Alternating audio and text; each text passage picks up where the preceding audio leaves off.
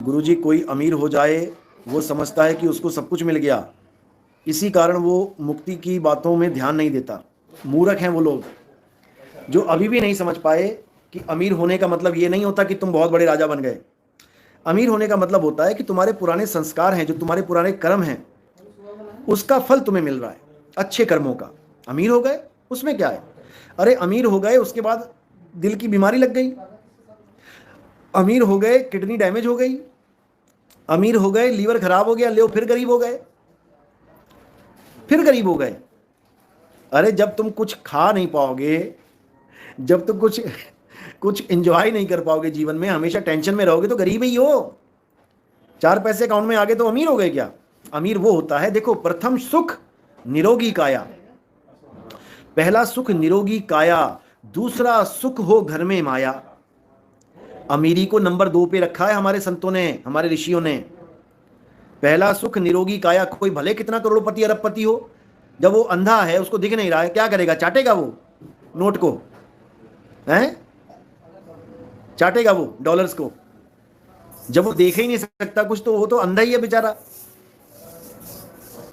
पहला सुख निरोगी काया, ये शरीर फिट है, आपको सुबह उठते ही पेट बिल्कुल सही ठीक ठीक तरह से साफ होता है, आपको समय पे पेशाब आता है, आपको समय पे छींक आ रही है, आपको हिचकी समय पे आ रही है जब भी आनी हो, आपके पेट से गैस बढ़िया निकल रही है, कोई रोग नहीं है, हाथ ठीक हैं, हड्डियां ठीक हैं, हाथ पैर चल रहे हैं, नज़र ठीक है, जीभ टेस्ट ले रही है बढ़िया, सांस अच्छे से आ रही है, कानों से अच्छा सुनाई दे रहा है, पैर अच्छे चल रहे हैं, घुटने दर्द नहीं हो रहे हैं, भैया तुम ही अमीर हो।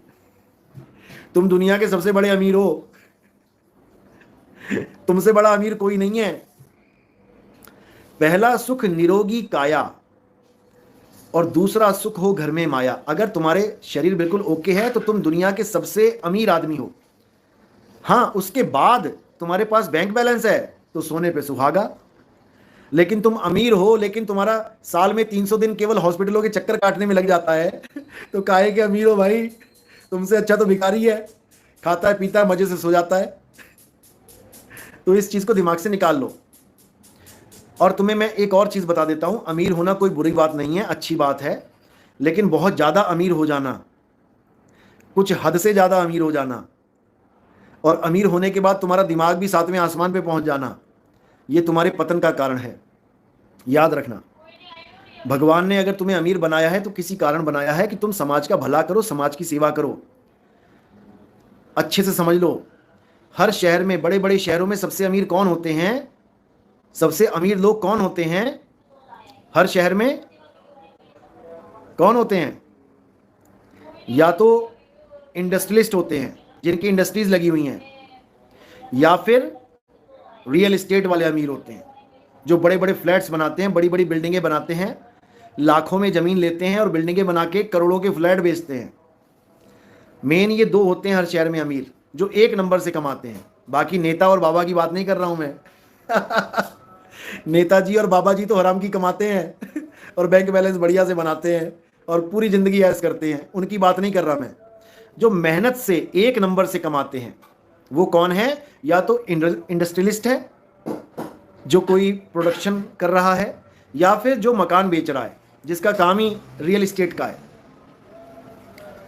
अब इन दोनों को दुविधा देखो, बड़े बड़े शहरों में इन लोगों को सबसे ज्यादा खतरा किससे होता है? किससे होता है? इन बड़े बड़े आदमियों को किससे खतरा होता है? बताओ जरा कमेंट्स में, किससे खतरा होता है?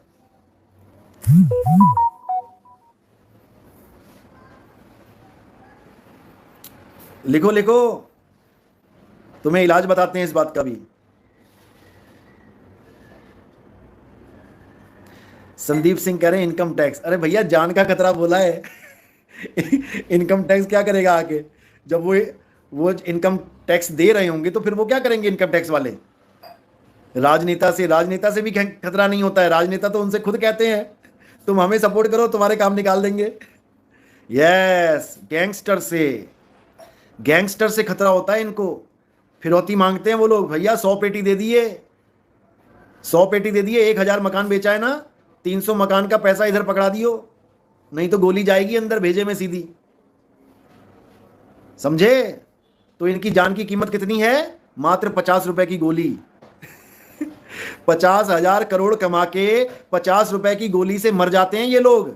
अखबारें भरी पड़ी हैं, देख लो, देख लो, भरी पड़ी हैं और आगे भी भरी पड़ी रहेंगी।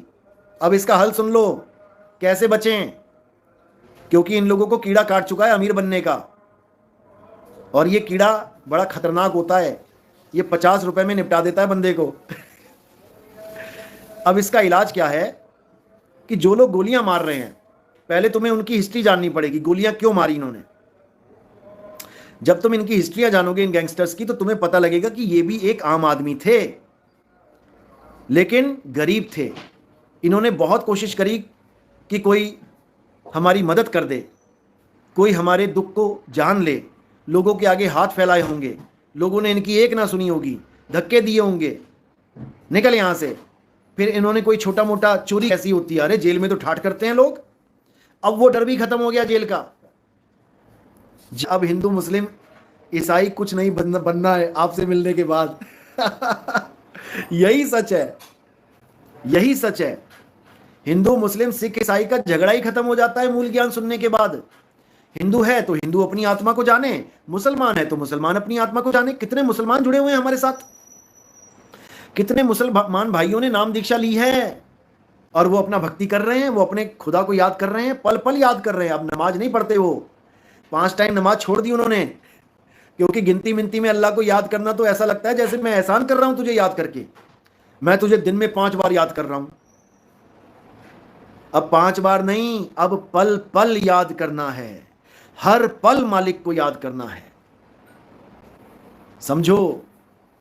अब वो काम नहीं है कि मैं सोमवार को व्रत करता हूं, मंगलवार को व्रत करता हूं। अब तुम सदा सदा के लिए व्रत वाले हो गए हो, क्योंकि आत्मा कुछ खाती पीती ही नहीं है।